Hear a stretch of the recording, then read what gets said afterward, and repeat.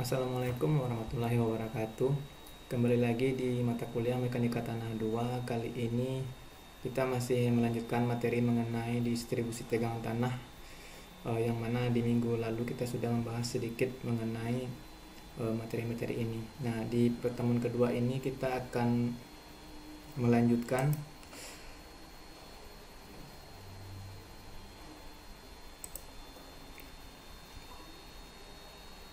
dalam pokok bahasan kali ini kita masih melanjutkan metode Bosenius ini.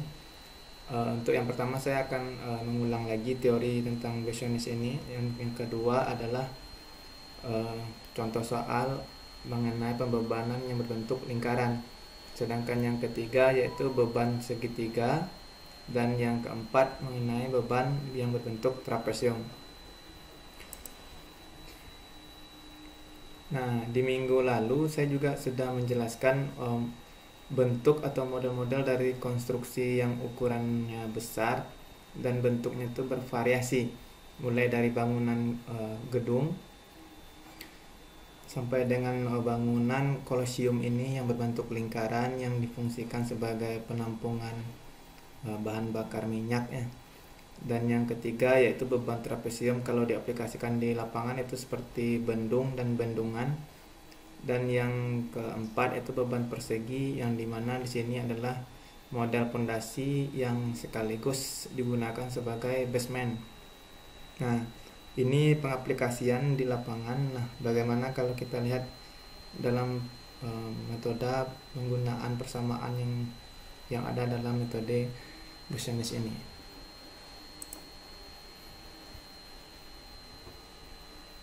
Nah, kita lihat di sini adalah mengenai teori Bosenius tahun 1885 yang berasumsi bahwa di sini adalah tanah merupakan bahan yang bersifat elastis dan dia homogen dan juga memiliki sifat isotropis dan semi tak terhingga atau lebih dikenal dengan semi infinite. Atau lebih dikenal dengan istilah semi infinite. Dan yang kedua adalah tanah tidak mempunyai berat. Nah, ini asumsi dari Bosenius kalau tanahnya tidak memiliki berat. Dan yang ketiga yaitu hubungan tegangan dan regangan mengikuti hukum Hooke. Dan yang keempat, distribusi tegangan akibat beban yang bekerja tidak bergantung pada jenis tanahnya. Sementara kita sudah mengetahui kalau setiap tanah itu memiliki jenis dan memiliki massa jenis dan berat jenis yang berbeda-beda. Dan yang kelima di sini distribusi tegangan simetris terhadap sumbu vertikal. Nah, pada saat pembebanan itu regangan yang terjadi itu kalau dilihat kan dia menyebar ke bawah. Nah, di sini diasumsikan bahwa distribusi tegangan itu dia akan berbentuk simetris terhadap sumbu vertikalnya. Keenam adalah perubahan volume tanah diabaikan, di mana tanah akan memiliki pengaruh terhadap air. Pada saat kadar airnya berlebih, dia akan menyusut. Pada saat kadar airnya berkurang banyak, dia akan mengembang. Nah, di sini perubahan tersebut diabaikan. Dan yang ketujuh, tanah tidak sedang mengalami tegangan sebelum beban. Artinya kondisi tanah dalam kondisi natural. Kalau kita contohkan pada saat dikasih pondasi itu baru dia mengalami pembebanan sebesar Q. Nah, nanti kita lihat dari contoh soal. Nah, sebelumnya kita masuk dulu ke teori mengenai dari persamaan Bosenius itu dia ada banyak. Salah satunya itu ada beban titik, beban garis. Nah, ada beban terbagi rata yang berbentuk 4 persegi panjang. Nah, di minggu lalu yang 1, 2, 3 ini sudah dijelaskan, silakan dilihat lagi rekaman videonya. Dan yang untuk minggu kali ini kita masuk ke nomor 4 yaitu mengenai beban terbagi rata yang berbentuk lingkaran dalam aplikasiannya pembangunan kolosium tangki ya, untuk bahan bakar minyak atau silo juga bisa, yang sifatnya bangunannya berbentuk lingkaran. Nah, yang kelima yaitu beban terbagi rata yang berbentuk segitiga memanjang tak terhingga. Nah, dan yang keenam ada juga beban terbagi rata yang berbentuk trapesium memanjang tak berhingga. Nah, nanti kita lihat aja contohnya seperti apa.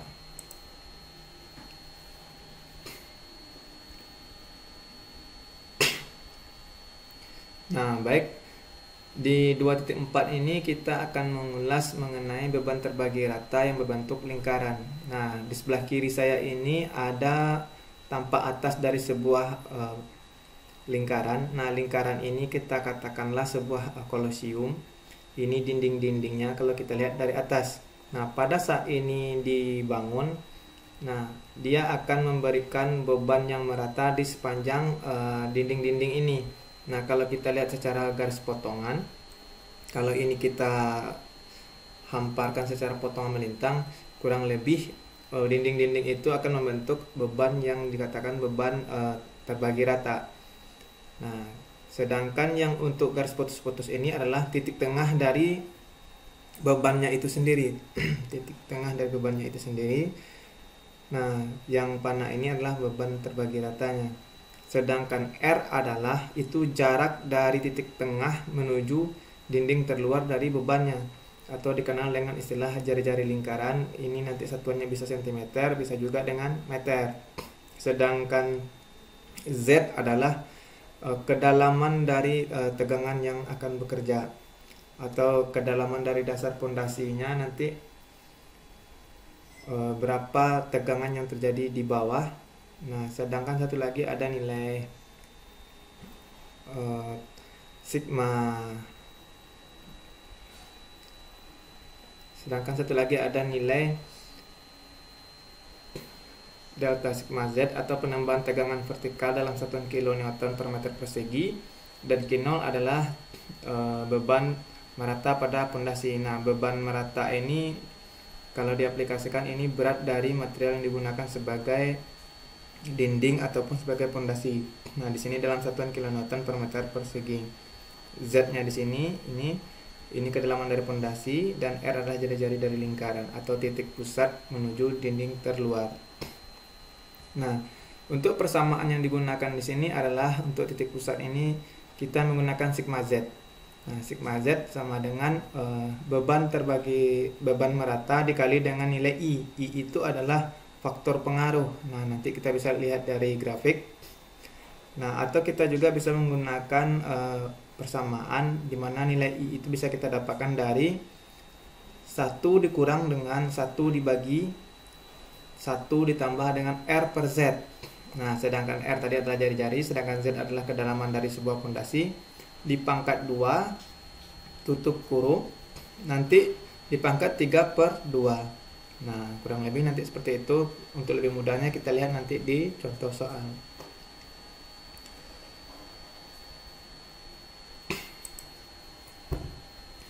Nah, ini adalah chart dari Foster dan Alvin di tahun 1954. Ini cara kita untuk mendapatkan nilai I. Nah, kalau kita bisa mendapatkan dengan persamaan tadi, kita juga bisa membuat atau mendapatkan nilai I ini dengan melihat chart ini. Syaratnya adalah kita harus memiliki di mana nilai ZR terlebih dahulu. Nah, yang kedua kita juga harus memiliki nilai XR. Nah, di mana tadi saya sudah jelaskan Z itu adalah kedalaman dari sebuah pondasi, sedangkan R adalah titik tengah menuju titik tinjau yang kita cari nilainya. Sedangkan X adalah jarak dari titik pusat menuju titik Z, atau jarak dari titik pusat menuju Z, dan R-nya adalah jari-jari. Nah, bisa kita lihat di sini yang R ini adalah, nah, katakanlah ini titik pusatnya, R adalah titik terpinggir, sedangkan Z kedalaman dari sebuah pondasinya, sedangkan X dari Z tegak lurus ke bawah itu berapa jarak menuju titik yang kita tinjau. Nah, kalau di sini sigma Z sama dengan I dikali Q0 atau beban merata dibagi nanti dengan 100. Atau kita juga bisa menggunakan chart ini, tapi dengan syarat kita memiliki dulu nilai Z dan nilai ZR dan nilai XR. Nah, kalau nanti kita lihat di contoh soal bagaimana cara penarikan dari sebuah chart dari Foster Alvin ini.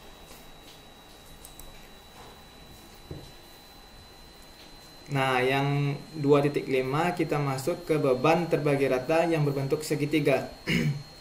segitiga ini dalam kondisi dia memanjang tak terhingga. Nah, di sini kita lihat dulu gambar seperti ini. Ini beban terbagi rata tapi bentuknya seperti segitiga. Nah, di sini dia ada kedalaman dari pondasinya itu Z, dan ada juga di sini titik tinjaunya di sini yang akan membentuk sudut, baik sudut alfa ataupun sudut delta. Nah, nanti titik tinjau menuju dari titik pembebanan itu ada jarak.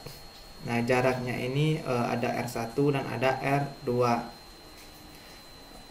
Atau kita bisa lihat di sini di mana sigma delta sigma Z ini adalah penambang tegang vertikal dalam satuan kilonewton per meter persegi.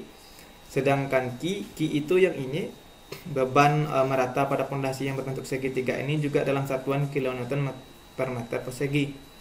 Nah, B adalah lebar dari pondasi, ini lebarnya berapa. Sedangkan Z itu kedalaman dari dasar pondasi ini dalam satuan meter. Sedangkan yang R1 atau R2 itu adalah jarak horizontal dari beban titik ke titik yang ditinjau. Nah, kalau di sini dicontohkan titik yang ditinjau adalah posisinya di sini. Nah, R2-nya berapa, R1-nya berapa. Nah, nanti kita juga bisa ketahui berapa sudut yang terbentuk di sudut alfa ini dan di sudut delta ini. Terakhir, ini ada nilai X. Katakanlah kita meninjaunya dari titik ini ke titik ini. Katakan ini A, ini B. Nah, berapa jarak yang terbentuk? Nah, dari A ke B. Nah, nilai X itu adalah jarak dari titik pusat ke titik yang kita tinjau.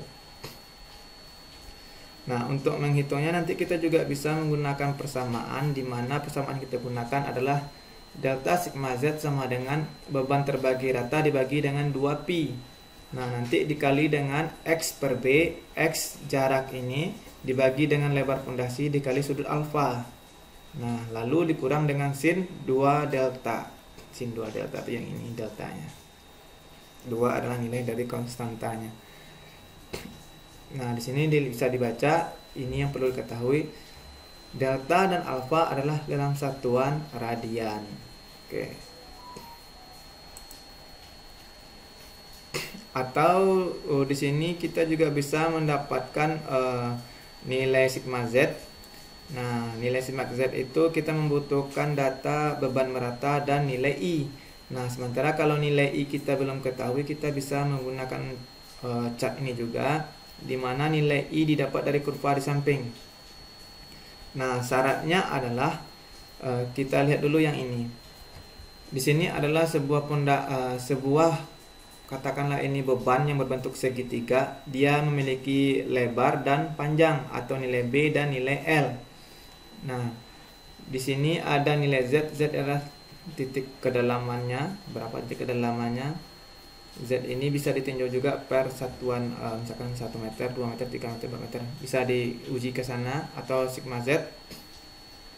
Begitu juga untuk mendapatkan nilai M. M itu adalah L dibagi Z. Nah, kalau L tadi itu adalah panjang pondasi, Z itu adalah kedalaman. Begitu juga dengan untuk nilai N. N itu dimana B per Z. B itu lebar dari kaki segitiganya, sedangkan Z adalah kedalaman. Nah, dari sini nanti baru kita bisa mencari nilai sigma Z, dimana nilai I dikali dengan beban merata. Sekarang nilai I-nya belum kita ketahui. Nah, kita bisa gunakan kurva ini atau chart ini dengan cara kita sudah misalkan kita sudah punya nilai M sebesar L per Z ini sama dengan 3. Ini sebagai contoh. Sedangkan yang untuk N-nya sama dengan B per Z yang nilainya 2,5. Nanti berapa nilai yang akan kita dapat? Sekarang kita tarik garis dari sini, dari M.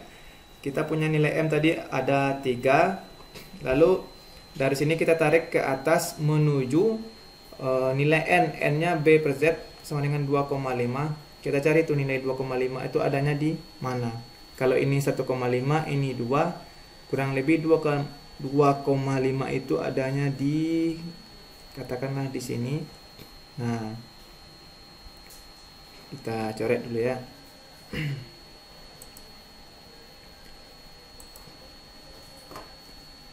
Nah, ini tengah-tengahnya. Nah, kurang lebih di situ. Nah, di sini kira-kira nilainya berapa? Kalau ini 0,15-nya di sini, 0,175-nya di sini, kurang lebih di sini ada nilai 0,185. Berarti nanti nilai I kita dari nilai M dan nilai N ini didapat nilai I-nya sebesar 0,175. Nah, itu salah satu contoh untuk mendapatkan nilai I untuk di beban yang berbentuk segitiga. Nah, segitiga panjang tidak merata. Sekarang kita lanjut. Nah, kali ini kita masuk di 2.6 mengenai beban terbagi rata yang berbentuk trapesium memanjang namun tak terhingga. Nah, di trapesium ini sendiri kita kenali dulu objeknya. Untuk lebar dari pondasinya kan dia ada 2 dimensi ya. Kalau kita lihat dimensi yang di bawah itu kita ketahui sebagai B, sedangkan dimensi yang miring ini atau slope ini itu dikatakan sebagai A. Nah, di sini kita bisa lihat B itu adalah lebar dari pondasi dalam satuan baik cm ataupun dalam satuan meter. Sedangkan nilai Q itu adalah beban merata pada pondasi dalam satuan kN per meter persegi. Nilai Q-nya itu di sini. Nah, ini nilai Q. Nah, yang kita cari nanti kan adalah theta sigma Z atau penambahan tegangan vertikal dalam satuan kN per meter persegi. Nah, lalu ada nilai Z. Z masih sama, yaitu kedalaman dari dasar pondasi, kurang lebih dia ada di sini. Dan ada lagi nilai R. R itu jarak horizontal dari beban titik ke titik yang ditinjau tegangannya. Nah, di sini nilai R bukan nilai R. Beban titik ke titik yang ditinjau itu, titik kita ada di sini. Titik yang mau kita tinjau itu ada ke A, ada ke tengah sini, ada yang paling ujung. Nah, kalau dari A ke titik ini mungkin bebannya hampir sama, tapi beda halnya kalau kita meninjaunya paling ujung. Nah, yang kita dapatkan di sini adalah ada nilai R0, ada R1, ada R2. Nah, dengan adanya jarak horizontal yang dari beban titik ke titik yang kita tinjau, nah akan terbentuk sebuah sudut, baik sudut alfa ataupun sudut beta. Nah, kalau kita menggunakan persamaan yang kita gunakan di sini adalah theta sigma Z sama dengan beban merata dibagi dengan pi, lalu dikali dengan sudut beta ditambah dengan X alfa dibagi dengan alfa, lalu dikali dengan alfa dikurang dengan Z dibagi dengan R2 kuadrat. Nah, yang ini. Lalu dikali dengan X dikurang B. Nah, itu persamaannya. Ingat, di sini nilai beta dan alfa adalah dalam satuan radian. Nanti untuk lebih jelasnya bisa kita lihat dari contoh soal. Nah, di sini juga ada chart dari distribusi tegangan di bawah titik A dapat menggunakan chart Oesterberg ini di tahun 1957. Nah, ini nanti bisa kita gunakan juga untuk mendapatkan nilai I. Nah, kenapa nilai I ini harus kita cari? Karena untuk menghitung sigma Z kita akan membutuhkan beban merata dikali dengan I. Nah, di mana I dapat dihitung berdasarkan kurva di samping. Syaratnya adalah kita harus memiliki nilai A per Z terlebih dahulu dan nilai B per Z. Nah, A per Z itu ini nilai A, sedangkan Z-nya adalah nilai yang ini. Sedangkan yang untuk B per Z ini lebarnya, Z ini adalah kedalamannya. Nah, nanti baru kita bisa mendapatkan nilai I. Caranya gimana? Katakanlah nilai A kita ini 1, sedangkan nilai B kita ada di angka, kalau saya bikin di sini angka berapa dia ini? Nah, 0,5. Jadi kita tarik garis lurus dari bawah dari angka ini, angka 1, tarik garis lurus sampai menyinggung dari garis yang ada di sini. Nilai dari B per Z itu kalau saya contohkan di sini 0,5, kita tarik sampai B bersinggungan, lalu kita tarik dia ke kiri. Nah, baca berapa bacaan di sebelah kiri. Kalau di sini dicontohkan bacaannya nilainya 0,397. Nah, berarti nilai I yang kita dapatkan nanti untuk digunakan di sigma Z itu sebesar 0,397. Nah, ini dalam contoh kasus nilai A per Z-nya 1, sedangkan nilai B per Z-nya 0,5. Nah, lalu bagaimana kalau andai kata kita punya nilai A per Z-nya 0,2, sementara B per Z-nya 0,5, ya kita tentukan aja 0,2 adanya di sini, kita tarik garis lurus ke atas. Nah, kurang lebih dia bersinggungan adanya di sini. Kita tarik garis ke paling pinggir. Berarti nilainya ada di 0,3115. Nah, kurang lebih seperti itu. Sekarang kita lanjut. Contoh soal yang pertama. Nah, di contoh soal yang pertama ini adalah sebuah tangki dengan diameter 4 meter yang mendukung beban terbagi rata sebesar 120 kN per meter persegi. Nah, kalau tangki kan bentuknya bulat ya. Nah, kalau ini ada tampak sampingnya, kalau ini ada tampak atasnya. Nah, ini titik tengahnya. Nah, 2 ini adalah nilai dari Z. Nah, sedangkan titik tinjau kita ada A, B, dan C. A itu kalau saya contohkan secara tampak atas, di sini ada nilai A. Ini nilai A. Di sini ada nilai B. Ini B. Dan 2 meter ke kirinya ada nilai C. Nah, di sini ada nilai C. Jadi artinya di gambar ini adalah kalau kita lihat dari atas, titik yang kita tinjau itu ada 3, nilai A, nilai B, dan nilai C. Nah, pada kedalaman 2 meter. Nah, kalau ini kita lihat dari atas, sedangkan ini kita lihat dari cara potongan. Nah, ini untuk A dia dicari nanti pada kedalaman 2 meter, untuk B dicari di kedalaman 2 meter, dan C juga dicari di kedalaman 2 meter.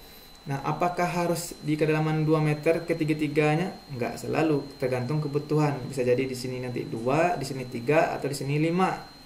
Nah, tergantung kondisi tanah dasar ataupun tanah urugan yang berada di bawah tangki ini.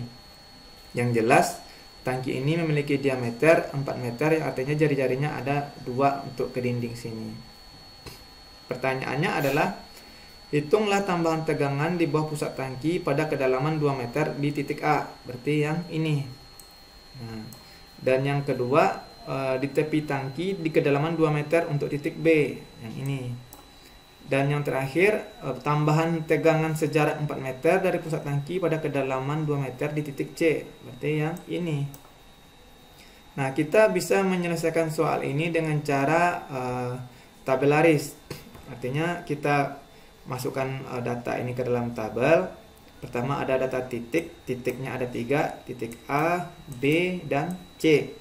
Nilai Z-nya berapa? Untuk A 2, dan B 2, dan C 3. Jadi kita inputkan aja nilainya 2, 2, 2. Oke.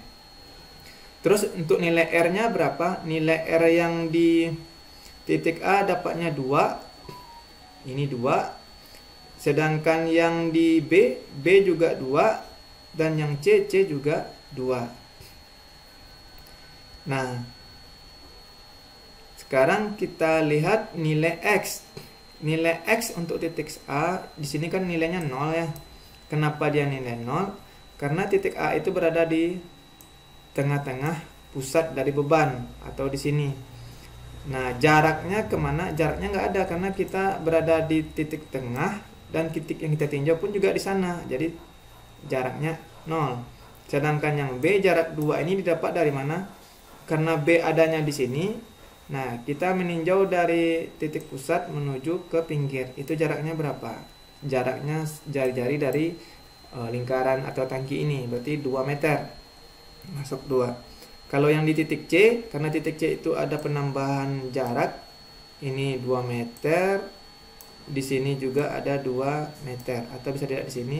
Ini 2, dan di sini 2. Jadi totalnya ada 4. Nah, ini sudah selesai nilai Z, R, dan X. Sekarang kita lanjut ke nilai Z per R. Nah, karena nilai Z kita itu 2 dan R-nya 2, jadi nilai ZR adalah 1. Begitu juga yang B, 2 per 2, 1. Yang C sama dengan Z per R-nya 2 dibagi terbalik. Nih, 2 per 2, Z-nya 2, R-nya 2, jadi nilainya 1. Sedangkan X per R, untuk nilai X di titik A itu 0. Sedangkan nilai R-nya ada 2, berarti 0 dibagi 2 sama dengan 0. Sedangkan 2 dibagi 2, 1. Dan 2 dibagi 4, seperti yang terbalik. 4 dibagi 2 sama dengan 2. Nah, jadi nilai XR-nya ini 0, 1, 2. Nah, lanjut kita akan mencari nilai I. I ini adalah faktor yang mempengaruhi. Nah, kita bisa menggunakan chart atau bisa menggunakan formula atau persamaan yang tadi. Untuk lebih mudahnya kita gunakan chart yang tadi aja. 0,64 ini datangnya dari mana? Nah, kita ingat dulu nilai ZR-nya 1 dan nilai XR-nya 0. Ingat ya, nilai ZR-nya 1, XR-nya 0. Kita lihat dari mana ini angka datang.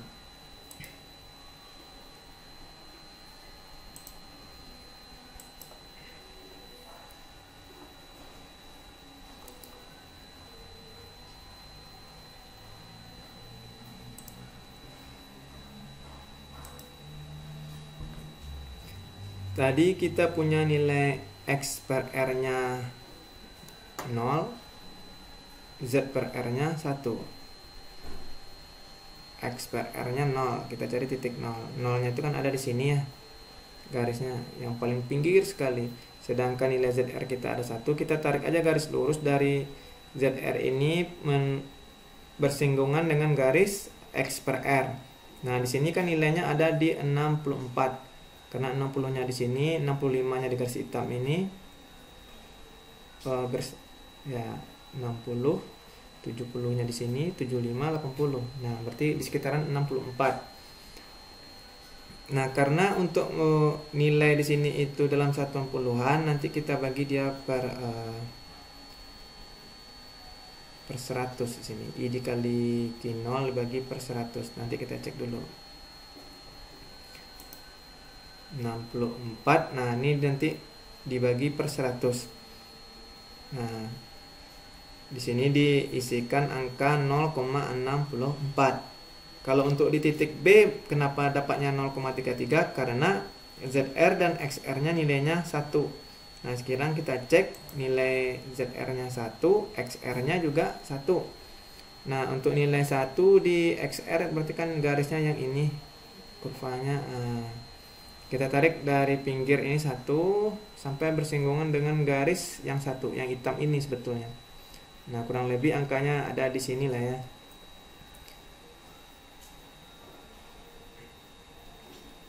Nah, di sini kurang lebih 33. Nah, nanti kita bagi 100, dapatnya nanti di sini 0,33 untuk nilai I di titik B. Dan begitu juga di titik C, nilai ZR-nya 1 dan XR-nya 2. Kita cek. Nah, kalau nilai 2 itu kan garisnya yang ini. Nah, kalau kita tarik garis dari Z per R ini bersinggungan dengan garis X per R, berarti dapat nilainya di sini, di 4,4. Nah, kurang lebih untuk menentukan nilai I di chart Foster-Alvin ini kurang lebih seperti itu. Nah, di sini sudah didapatkan nilainya 0,04. Nih. Nah, untuk nilai Q di tangki ini, nilai Q-nya di sini tulisannya 120 kN per meter persegi. Itu berdasarkan di soal. Karena nanti dia akan berlaku untuk titik A, B, dan C. Nah, kita inputkan sini 120. Ini 120. Lalu untuk sigma delta sigma Z bagaimana? Kita tinggal kalikan saja. Nah, kita kalikan nilai 0,64 dikali dengan 120 atau delta sigma Z itu Q0 dikali dengan I. Nah, kalau nilai Q-nya 120, I-nya 0,64, didapatlah nilainya 76,8 untuk titik A dalam satuan kilonewton meter persegi, dan yang untuk di titik B itu 0,33 dikali 120, dapatnya nanti 39,6, dan di titik C 0,04 dikali dengan 120, dapatnya nanti 4,8 kilonewton per meter persegi. Artinya adalah karena titik A ini berada di tengah-tengah beban, maka tegangan yang terjadi nilainya pun juga besar meskipun kedalaman sama-sama 2 meter. Sedangkan yang untuk di dindingnya di 39,6, karena ini di pinggir, ya beban yang ditahannya tidak sebanyak yang di tengah. Apalagi yang di titik C, karena dia sudah di luar, maka nilainya juga kecil. Kurang lebih kalau kita gambarkan, ya regangan terjadi itu kurang lebih seperti ini. Nah, ini yang mengalami regangan. Kurang lebih seperti itu ya. Untuk di contoh soal yang pertama. Sekarang kita lanjut. Nah, ini yang tadi untuk menentukan nilai I di chart Foster-Alfvén ini, yang perlu diingat yaitu untuk chart ini nilai ZR sama dengan nilai XR.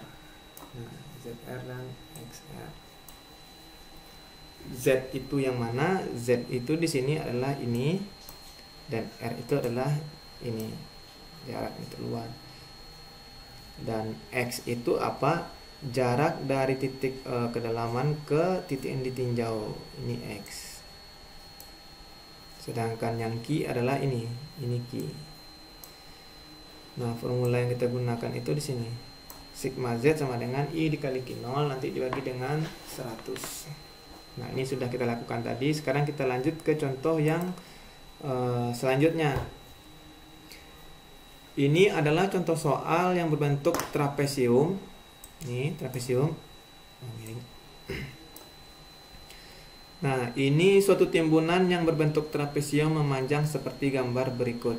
Nah, kira-kira kalau bangunan bentuknya seperti ini atau konstruksi seperti ini biasanya ada di jalan tol, jalan raya, jalan inspeksi, atau dinding dari saluran drainase, bisa juga, yang artinya adalah timbunan ini berbentuk trapesium. Dia memiliki lebar kepala dan memiliki lebar kaki yang tidak sama. Nah, seperti kita lihat di sini, ini ada titik A, ini B, dan ini C, dan ini D.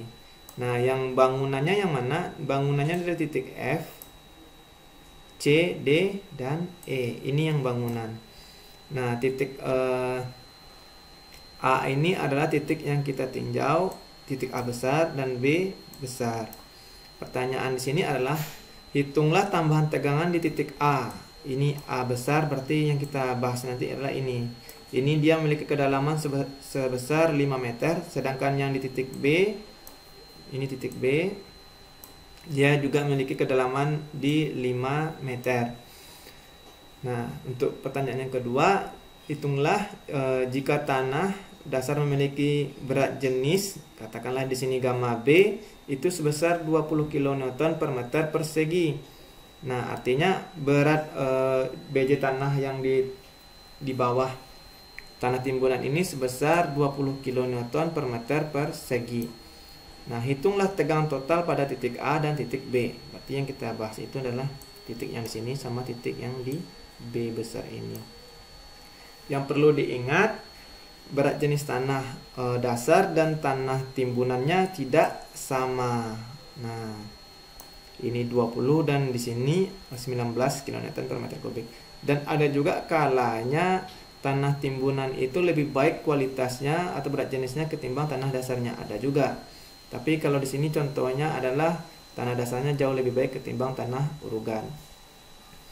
Nah, kalau kita sederhanakan trapesium itu, di sini untuk menghitung beban yang berbentuk trapesium itu kita menggunakan delta sigma Z, di mana Q dikali I atau beban merata dikali I.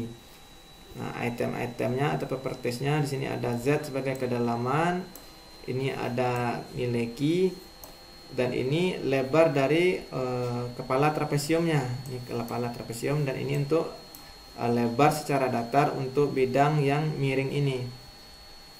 Nah, nanti kita lihat di penyelesaian. Nah, dari gambar yang tadi, gambar trapesium tadi, kita hitung terlebih dulu untuk tanah timbunannya, di mana Q-nya adalah gamma B dikali dengan 5. Nah, di sini gamma B-nya atau berat jenisnya sebesar 19. 5 ini adalah nilai ketebalannya tadi ya, kalau nggak salah.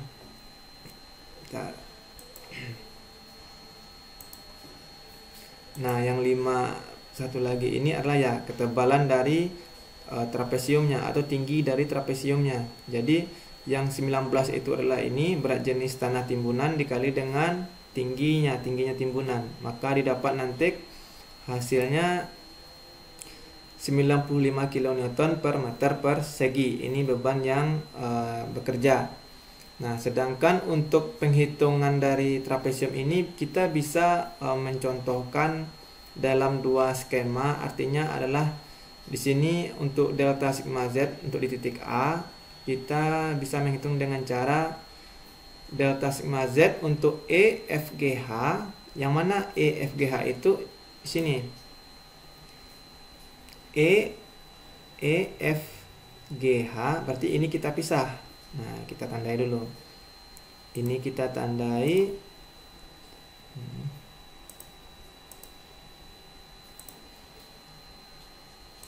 Nah, kita mulai di sini EFGH. Nah, jadi ini gambarnya kita pisah jadi dua. Yang ini EFGH dan satu lagi adalah GCDH. Nah, kita lihat lagi tabelaris yang tadi. Nah, EFGH ditambah nanti dengan delta sigma Z CDGH. Yang mana CDGH itu?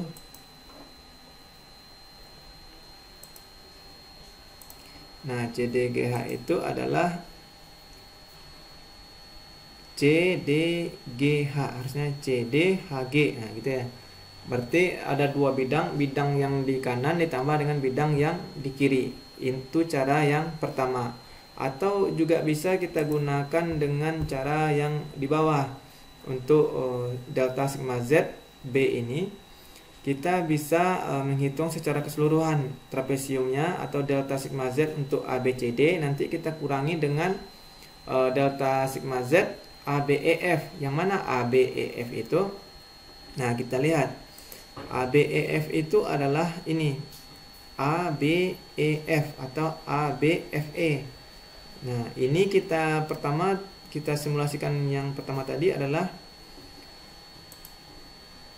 ini ABCD. Yang mana titik ABCD? ABCD ABCD. Nah, ini kita bikin dia trapesium besar, lalu nanti kita kurangi dengan trapesium yang kecil. Kurang lebih seperti itu. Nah, lanjut.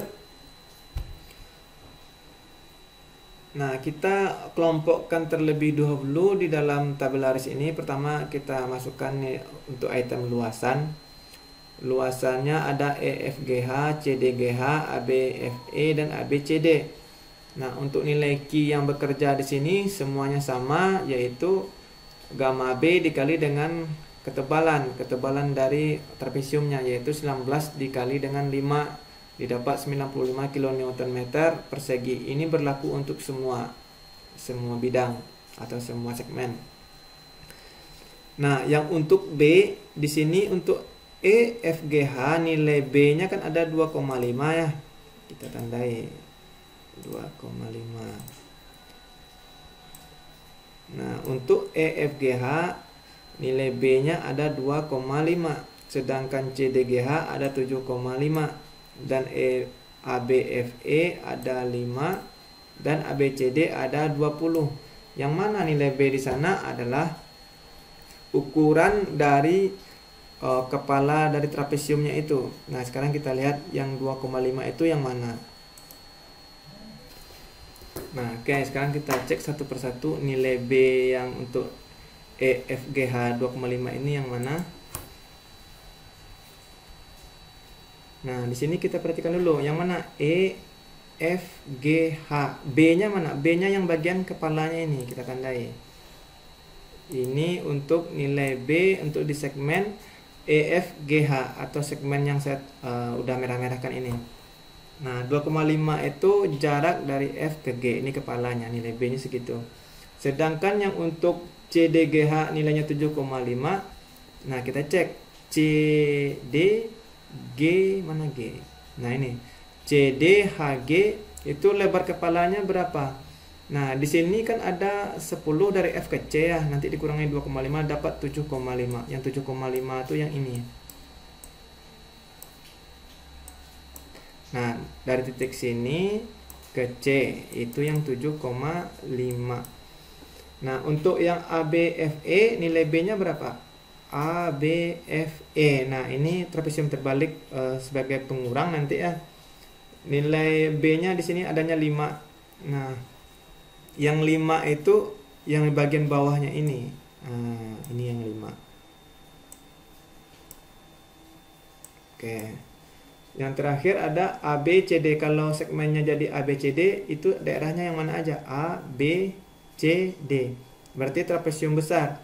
Nah, kalau trapesium itu besar itu kepalanya berapa? 10 ditambah 10 jadi yang 20. Ini 10. Kita tanda 10, ini 10 lagi. Jadi kepala yang ABCD segmennya berarti nilai B-nya adalah 20.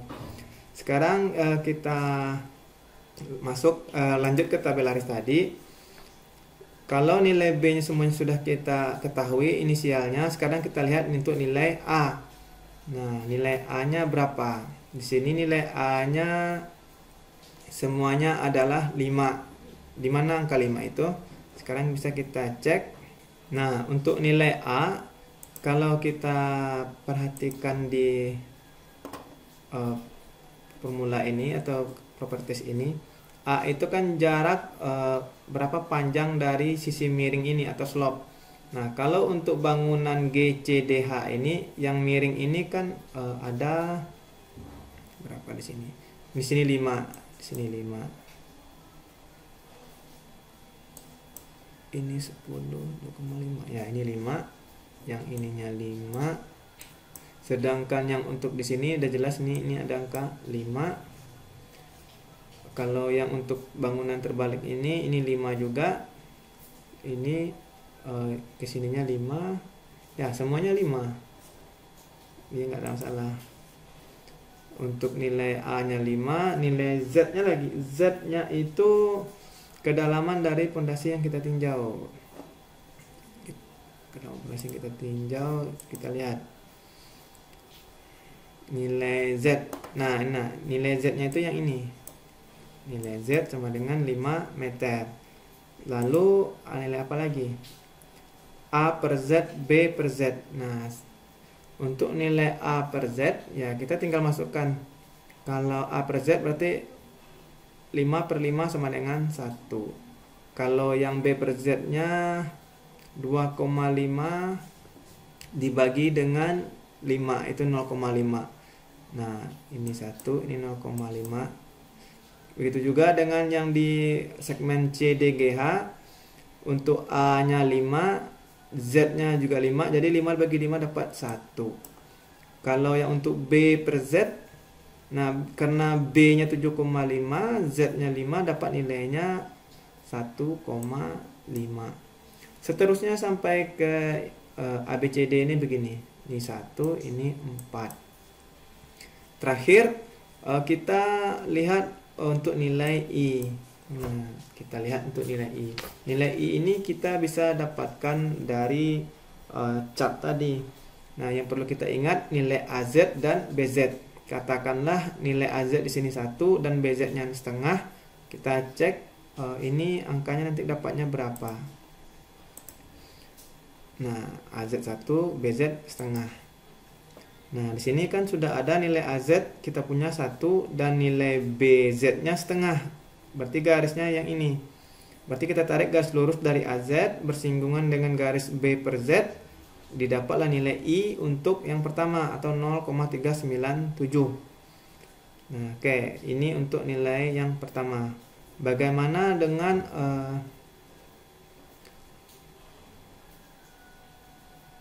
bagaimana dengan nilai yang di titik CDGH? Kalau di CDGH karena AZ-nya 1 tapi BZ-nya 1,5, di sini dapat nilainya 0,478. Sekarang kita cek juga 0,478. 1 ke 1,5. Mana 1,5? Ini 1,4. 1,4 garisnya ini. Nah, kurang lebih di sini kecil sekali. Nah, tadi dapat nilainya 0,475. Kita tandai aja. Nanti semuanya menghitungnya ya kalau bisa di garisnya pakai penggaris biar hasilnya pas gitu. Kurang lebih hasilnya di sini.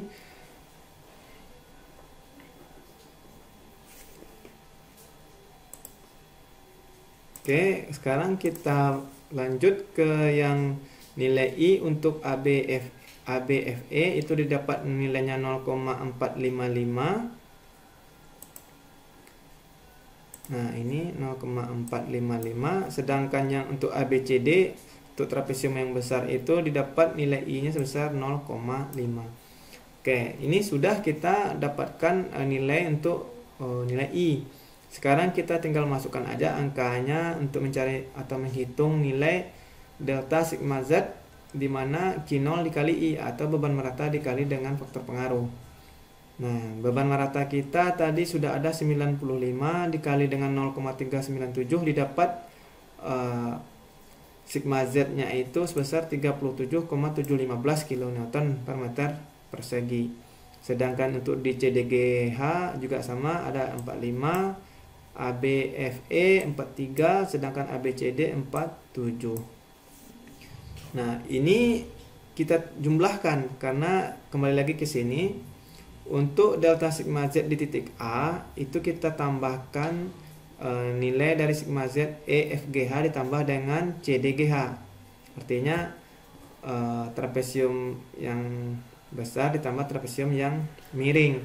Kalau yang untuk di titik B, kita mensimulasikan semua trapesium besar ini dihitung, lalu dikurang dengan yang sisi pengurang yang miring. Nah, ini pengurangnya ABEF.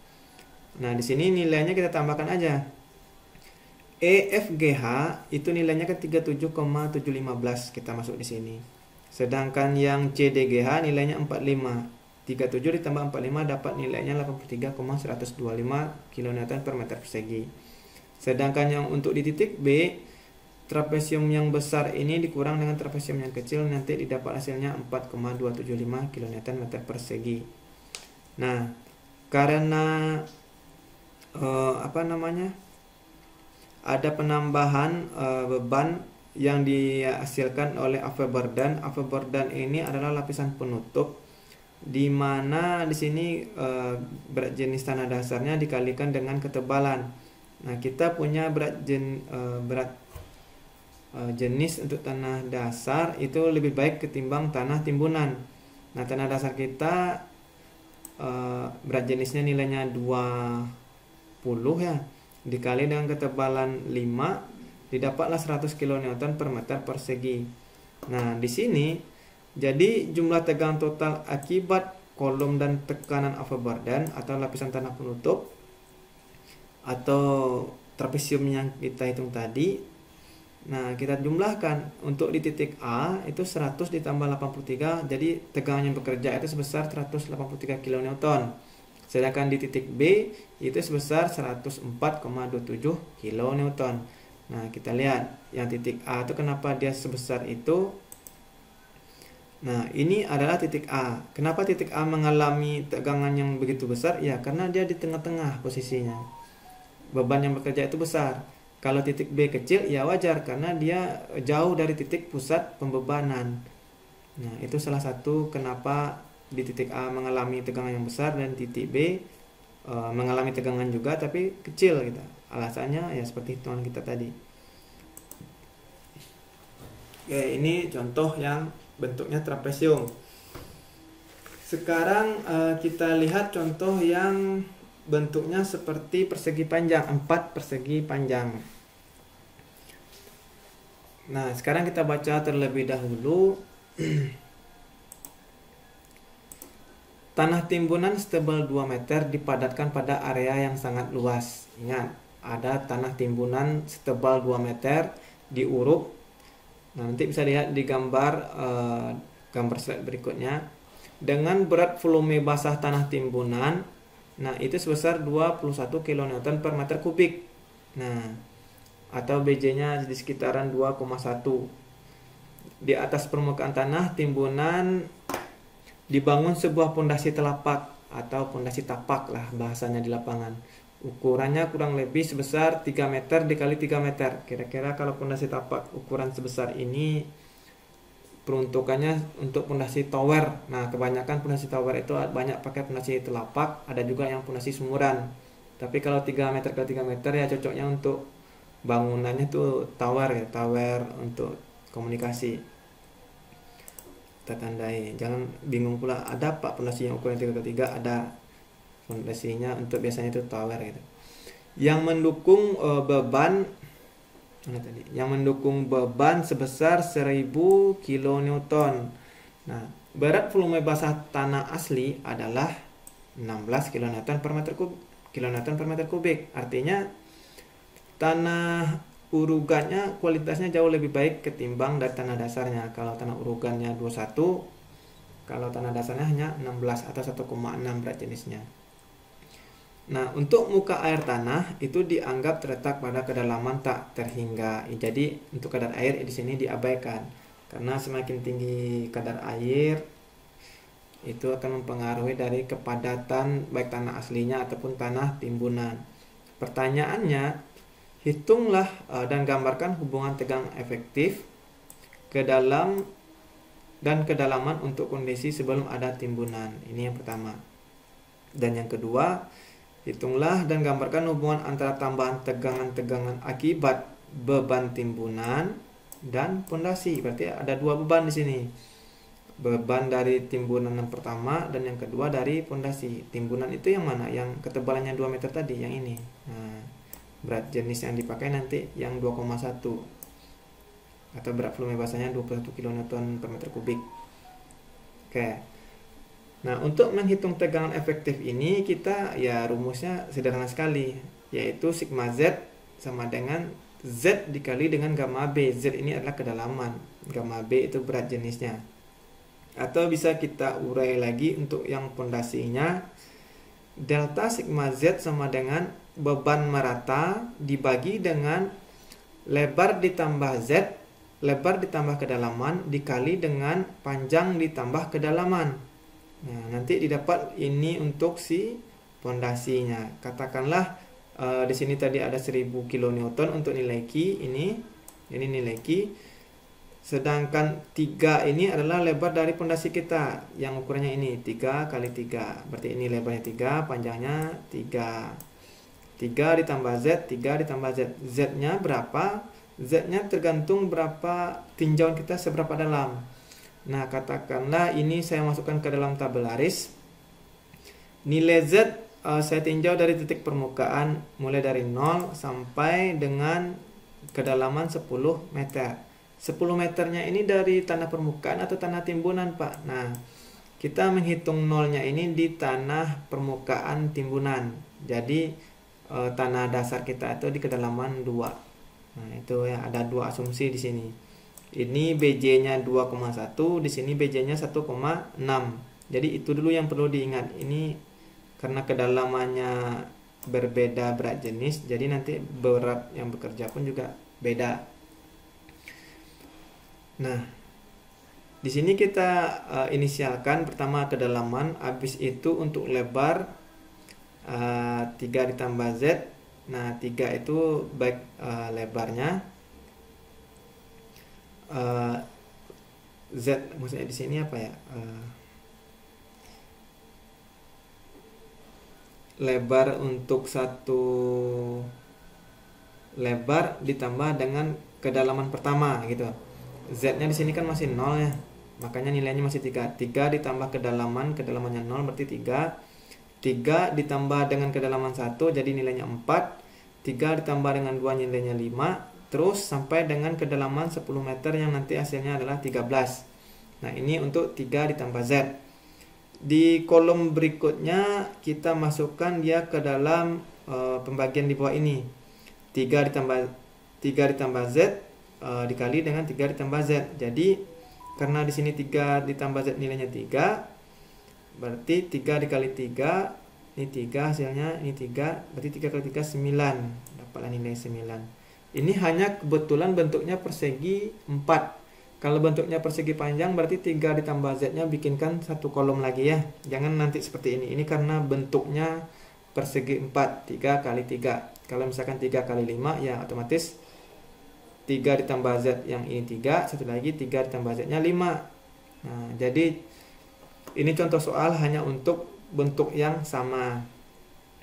Nah, di sini nilainya 9. Kita lanjut pada kedalaman 1 meter. 4 dikali 4 16, 5 dikali 5 25, terus sampai di kedalaman 10 meter di mana 13 dikali 13 nilainya 169. Nah, lalu kita tinggal menghitung nilai delta sigma Z. Nah, untuk di kedalaman 0 atau di permukaan dari pondasi, karena kita sudah memiliki luasnya atau luas penampangnya nilainya 9, ya kita tinggal bagikan saja beban 1000 kN ini. Kita bagi dengan 9, dapatnya nanti hasilnya 111,1. Nah, begitu juga dengan 1000 bagi 16, 25 dibagi 1000 dibagi 25, 1000 dibagi 36. Nilainya kita susun di sini. Ini baru menyelesaikan untuk pertanyaan yang pertama. Hitunglah hubungan tekanan efektif. Ini baru sampai hitunglah ya, bukan gambarkan belum. Sekarang kita masuk ke slide berikutnya. Untuk tegangan tambahan, kita perlu ingat terlebih dahulu bahwa berat jenis tanah timbunan dan tanah dasarnya itu berbeda. Nah, itu yang perlu kita ingat. Nah, kita akan hitung itu satu persatu. Kita masuk ke tegangan tambahan. Nah, di sini karena area tertutup tanah timbunan itu sangat luas, maka faktor pengaruh distribusi tambahan, nah ini sangat pengaruh. Ini kita asumsikan nilai I-nya sebagai dengan 1. Kenapa 1? Karena dari soalnya mengatakan tanah urugannya tebalnya 2 meter, tapi untuk seluruh area, artinya area ini tertutup tanah timbunan dengan ukuran atau dimensi yang luas, tidak dibatasi luasnya berapa gitu. Maka kita asumsikan nilai pengaruhnya itu adalah 1. Jadi kita hitung dulu nilai dari delta Z untuk tanah timbunan. Nah, rumusnya adalah delta sigma Z sama dengan Q dikali I. Nah, untuk kita menghitung Q dikali ini kita perlu memasukkan nilai H. H itu apa? Ketebalan dari tanah timbunan. Ketebalannya ada 2 meter. Di sini ada 2 meter. Gamanya atau berat jenis tanah timbunannya itu tadi 21. Nah, ini ada. Ini H, ini berat jenisnya. Dan 1 itu adalah nilai I. Jadi didapatlah beban dari berat tanah timbunan itu sebesar 42 kN per meter kubik. Ini untuk tanah timbunan. Sedangkan untuk di tanah asli atau tanah dasar, karena dia memiliki berat jenis yang lebih rendah dan dia dihitung nilainya sebesar 32 kN per meter kubik. Nah, itu untuk yang di B. Sekarang kalau kita gambarkan ke dalam tegangan yang bekerja, nah pertama ya kita gambarkan dulu. Ini pondasi telapaknya dengan ukuran 3 kali 3 meter. 3 kali 3 meter. Nah, ini ada. Yang memiliki beban atau membebani tanah sebesar 1000 kN. Nah, tadi kita sudah dapat nilai di permukaan pondasi atau nilai di sini itu sebesar 111,1. Nah, pada di kedalaman 1 meter kita memiliki memiliki tegangan yang bekerja itu sebesar 62. Ini masih di tanah timbunan. Nah, dan di kedalaman 2 meter itu kita dapatkan nilainya 40 kN meter persegi. Kita di sini ya 2 meter.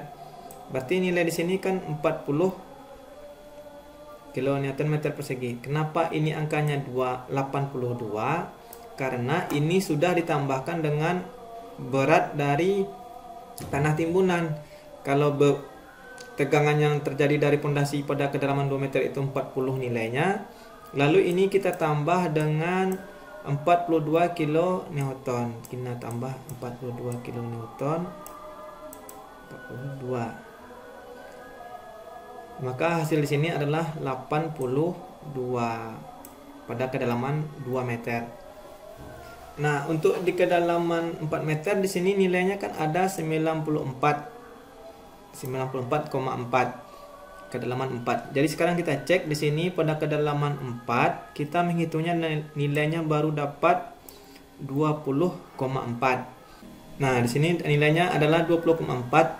Kita tambahkan dia dengan 42 tanah timbunan. Berat dari tanah timbunan di sini itu sebesar 42. Kita tambah 42. Lalu kita tambah dengan berat tanah di berat tanah asli. Nah, ini karena dia tanah aslinya di sini ke sini atau ada 2 meter. Maksudnya itu begini, kalau tanah aslinya itu awal mulanya di sini, kalau kita hubungkan dia ke min 2 ke min 4 kan ada 2 meter tuh jaraknya. Karena BJ-nya di sini 16, jadi kita tambahkan juga dengan 32.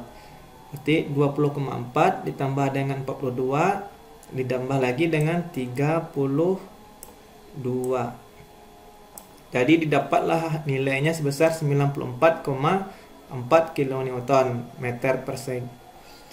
meter kubik ya. Kilonewton per meter kubik.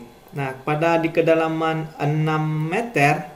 Nah, ini di kedalaman 6 meter otomatis di sini kita tambahkan adalah 12,3 ditambah dengan 42 itu yang untuk area di sini saja, ditambah lagi dengan ini 4, berarti 4 dikali 16 berapa tuh?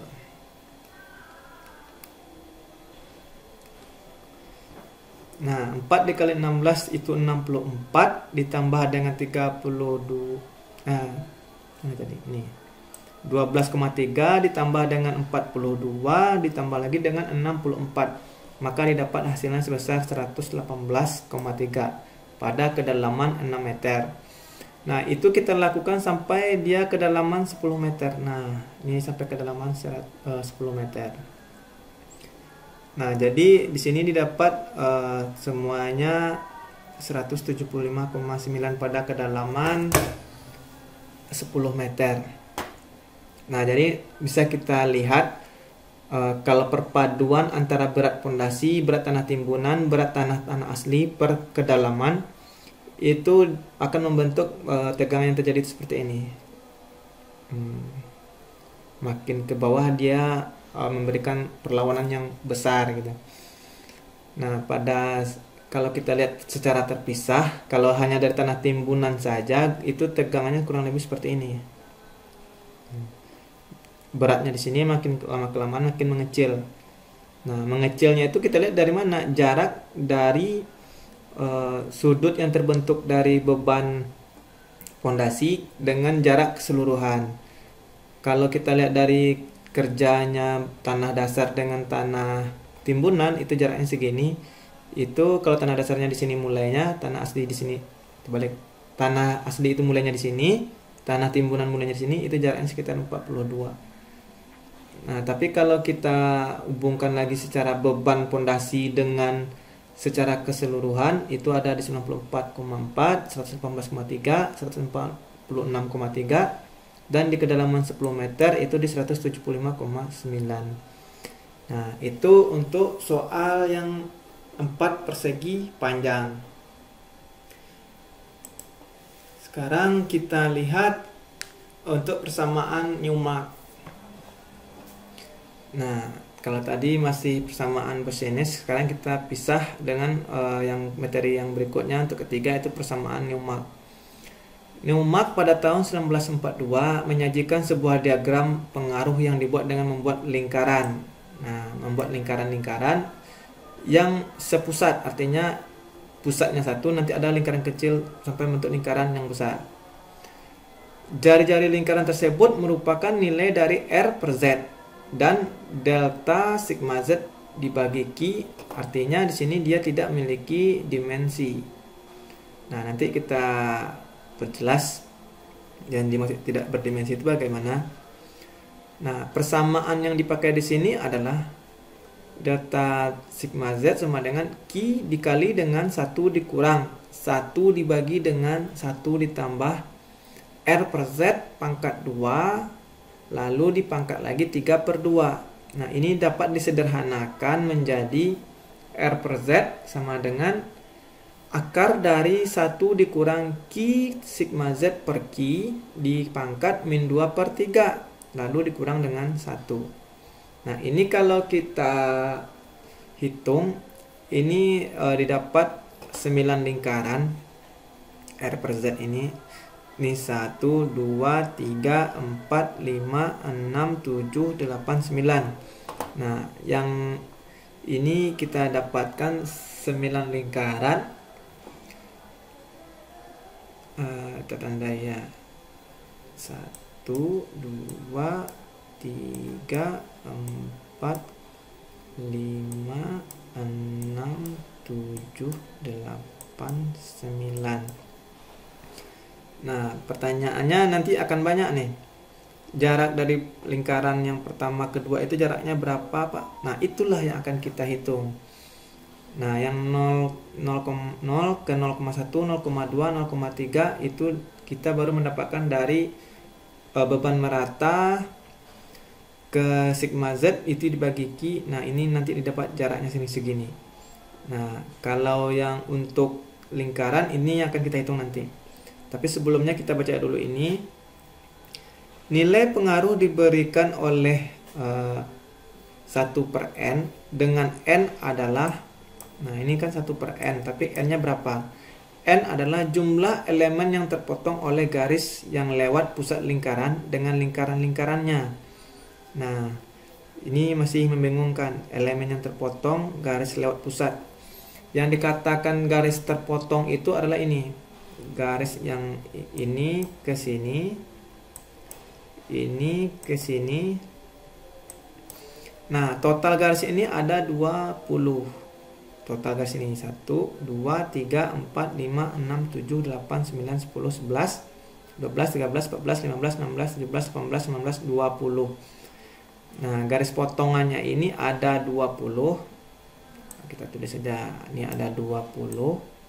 Sedangkan lingkaran ini jumlahnya ada 9. Lalu karena di sini terdapat 200 elemen, maka nilai faktor pengaruhnya adalah, nah pertanyaannya 200 elemen ini dari mana? Ya, kita hitung yang elemen itu sebetulnya ini. Nah, kita hitung dari sini ya, 1, 2, 3, 4, 5, 6, 7, 8, 9, 10, 11, 12, 13, 14, 15, 16, 17, 18, 19, 20. Satu lingkaran itu ada 20 elemen. Nah, kalau semuanya berarti ada berapa elemen? Ya, kita kali. 1, 2, 3, 4, 5, 6, 7, 8, 9. 10 sama yang terluar. Berarti 20 yang di dalam dikali dengan 10 yang di luar, totalnya adalah 200. Gitu. Nah, sekarang karena terdapat 200 elemen, maka nilai faktor pengaruhnya berapa? Nah, di sini kita cukup bagi 1 per 200, berarti nilainya sebesar 0,005. Nah, kalau kita perhatikan di sini sudah ada nilai faktor pengaruhnya itu digambarkan sebesar 0,005. Oke, ini untuk persamaan Newmark. Sekarang kita lanjut dulu. Caranya menghitung persamaan Newmark ini bagaimana? Nah, kita bisa baca dengan langkah-langkah menentukan besar tegangan vertikalnya. Pertama, kita tentukan terlebih dahulu kedalaman titik Z. Nah, titik Z yang kita tinjau itu kedalaman berapa? Kedua, gambarkan denah pondasi sesuai dengan skala panjang satuan garis AB. Nah, skala panjang garis AB ini tergantung kita. Ini skalanya bisa kita tentukan, yang pasti angkanya dari 1 sampai dengan 4. Nah, nanti kita lihat yang pengskala ini. Letakkan gambar bidang beban yang berskala ini di atas grafik Newmark. Grafik Newmark itu grafik yang baru kita bikin tadi. Lingkaran-lingkaran yang terbagi atas 20 garis, yang totalnya ada 200. Nah, di mana titik yang ditinjau diletakkan di tengah atau di pusat lingkaran grafik tersebut. Lalu hitung jumlah elemen tertutup. Elemen tertutup di sini adalah yang hanya tertutup oleh pondasi saja. Misalkan jumlah n elemen, n katakanlah nanti jumlah elemennya sekitar 10 yang tertutup sama si pondasi, berarti nilai n-nya adalah 10. Lanjut, tambahkan tegangan pada kedalaman Z, dihitung dengan menggunakan persamaan ini. Persamaannya sangat sederhana sekali yang kita hitung ini. Delta sigma Z sama dengan jumlah segmen yang tertutup pondasi dikali dengan beban merata atau beban dari pondasi dikali dengan faktor pengaruh. Nah, ini bisa kita lihat keterangannya. Ini beban pondasi, n jumlah elemen yang tertutup, I adalah faktor pengaruh pada grafik Newmark. Sekarang kita masuk ke contoh soal. Nah, di sini ada sebuah pondasi yang berukuran 3 x 3 meter yang mendukung beban terbagi rata dengan berat 100 kN per meter persegi. Nah, ini berada di kedalaman 3 meter. Nah, ini berada di kedalaman 3 meter. Pertanyaannya, hitunglah dan gambarkan garis pengaruh lingkaran Newmark. Sekarang garis lingkarannya sudah kita hitung. Tadi. Yang sudah kita gambarkan dan sudah kita hitung. Kedua, hitunglah besarnya tambahan tegangan vertikal di pusat pada titik A. Nah, cara penyelesaiannya itu sejatinya sebetulnya sederhana. Nah, yang dikatakan gambarkan garis pengaruh lingkaran itu kita butuh tabelaris lagi. Nah, pertama caranya adalah nomor lingkarannya kita bikin dari 0 itu titik tengah di sini sampai dengan garis yang ke-9. Garis ke-9 itu ini. Nah, jadi sisanya nggak perlu lagi kita hitung, ini tidak berdimensi lagi ini, makin jauh makin luas gitu. Jadi nomor lingkaran itu yang ini di tengah, sedangkan yang 9 ini lingkaran terluar. Nah, pertama kita masukkan persamaan delta sigma Z dibagi Q. Nah, ini nilainya 0,0 sampai dengan 0,9. Terakhir itu adalah nilainya 1. Yang kita gunakan di sini adalah nih. Untuk menggambar lingkaran Newmark, substitusikan nilai delta sigma Z per Q, yang dimana nilainya itu 0,1, 0 sampai dengan 0,1 berakhir dengan 1. Nah, ini kata kuncinya. Kenapa angkanya segini? Karena ini nilai yang disubstitusikan dari delta sigma Z per Q. Nah, lalu jari-jari relatif dapat ditentukan dengan menganggap Z sama dengan 1. Nah, awalnya kita anggap Z sama dengan 1. Lalu untuk jumlah alfa lingkaran, tiap-tiap lingkaran itu akan memberikan tegangan vertikal sebesar 1 per alfa dikali dengan sigma Z. Nah, karena dalam contoh ini alfanya itu ada 10, maka tiap lingkaran akan memberikan tegangan vertikal sebesar 1 per 10 dikali dengan nilai Q. Ini secara vertikal. Nah, lingkaran-lingkaran yang telah digambarkan dibagi dalam beberapa sektor. Sektor itu artinya ini, ruas-ruas ini sektor namanya. Dengan luas yang sama, yaitu dengan menarik garis lewat pusat lingkaran dengan membuat sudut pusat yang sama. Misalnya diperoleh G sektor. Jika G-nya ini nilainya 20, yang 20 saya katakan tadi itu ini 1, 2, 3, 4 sampai berakhir di sini jadi angkanya 20. Tuh. Nah, dari ini maka didapatkan nilai elemennya Ini tadi sektornya 20, sedangkan yang satu lagi yang 10 ini adalah lingkaran kecil ini, satu yang saya tanda tadi, mulai dari yang tengah itu 1, 2, 3, 4, 5, 6, 7, 8, 9, 10, sama yang dari tengahnya itu 1, jadi sampai luar ini 10. Ada 9 lingkaran jadinya. Jadi 20 dikali 10 dapat 200 elemen atau 200 satuan pengaruh. Nah, di sini. Lalu tiap elemen akan memberikan 1/200 dari nilai Ki atau 0,005 Ki. Nah, ini bisa kita sederhanakan dengan tabel ini nanti. Sebelum ini kita baca, kita pahami sedikit lagi. Untuk menggambarkan lingkaran Newmark, kita dapat mengambil panjang skala AB. Nah, panjang skala AB itu 0 sampai dengan 5 dalam satuan cm. Nah, ini nanti gambar Newmark ini kita bikinkan di AutoCAD dengan pengskalaan bisa dari 0 sampai dengan 5 cm, atau bisa skala 1, skala 2, skala 3, tergantung berapa yang kita inginkan. Nah, jari-jari lingkaran diperoleh dengan mengalihkan jari-jari relatif. Sekarang kita mulai menghitung untuk membuatkan gambar ini.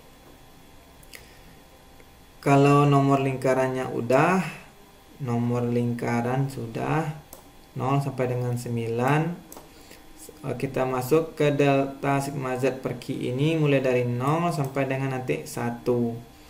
Yang 0 sampai dengan 1 itu yang saya tanda ini. Substitusikan nilai sigma Z per Ki sampai dengan 1. Sampai sini ya. Berarti ini dia ke bawah. Nah, ini tinggal disalin habis saja nih ke bawah nih. Yang berbeda adalah jari-jari relatifnya berapa? Jari-jari relatif itu R per Z.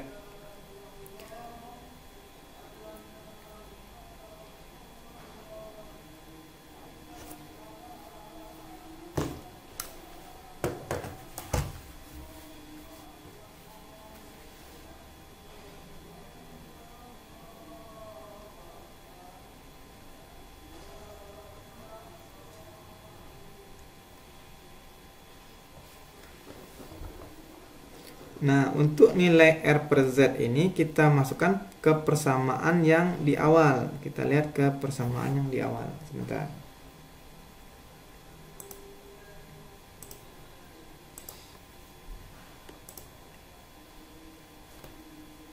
Nah, untuk menghitung nilai R per Z, kita gunakan persamaan ini.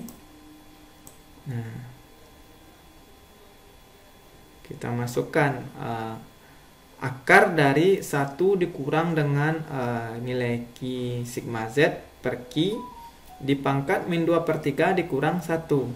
Nah, dengan persamaan ini saya dapatkan nilainya sebesar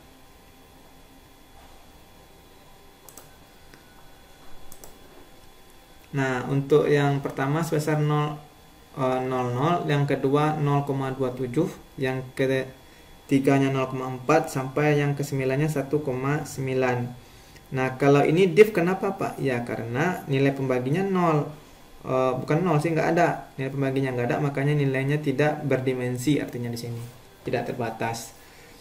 Nah, kalau misalkan ininya kembali lagi ke 0 kan nggak masuk kan, karena ini istilahnya area, kalau ini lahan tanah, makin ke ujung tuh makin tidak terpengaruh oleh beban yang sebesar pondasi 3x3 ini. Itu artinya. Nah, kalau nilai jari-jari relatif atau R per Z ini sudah didapat, baru kita masuk ke jari-jari lingkaran. Nah, jari-jari lingkaran AB sama dengan 4 cm. Nah, 4 cm artinya kita tinggal kalikan saja. 0 dikali 4, 0.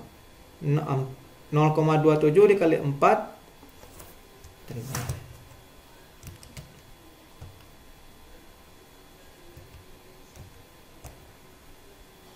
Nah, 0,27 dikali 4 nilainya segini, 1,079.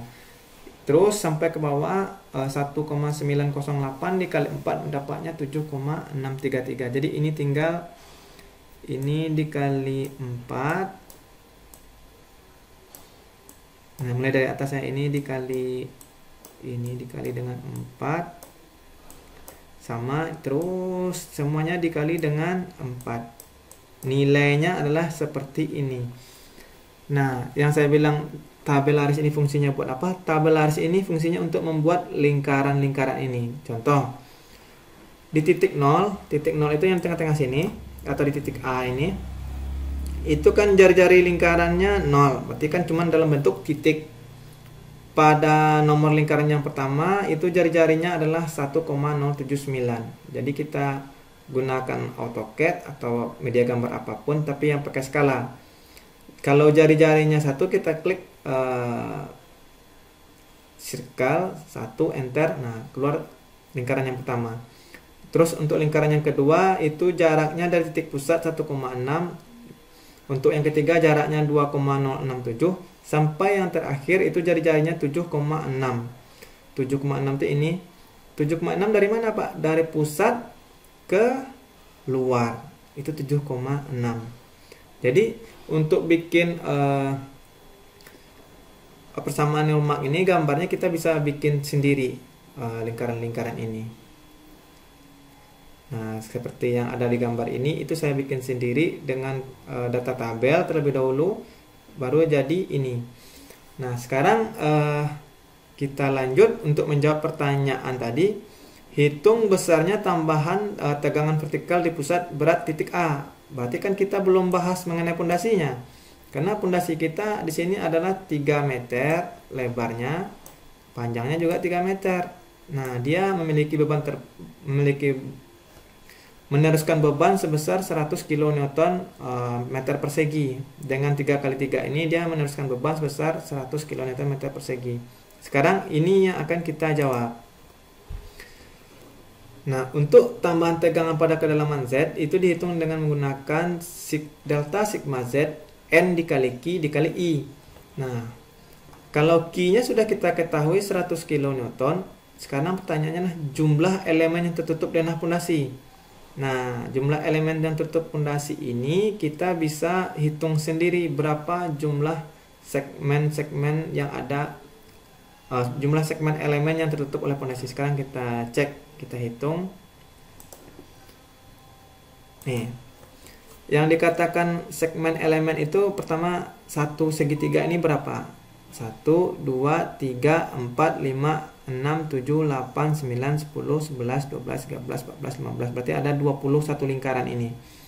Yang lapis pertama ada 20, lapis kedua ada 20, lapis ketiga ada 20. Berarti total udah 60. Terus pojok-pojoknya kita hitung juga. Ini 1, 2, 3, 4. Berarti udah 64 elemen.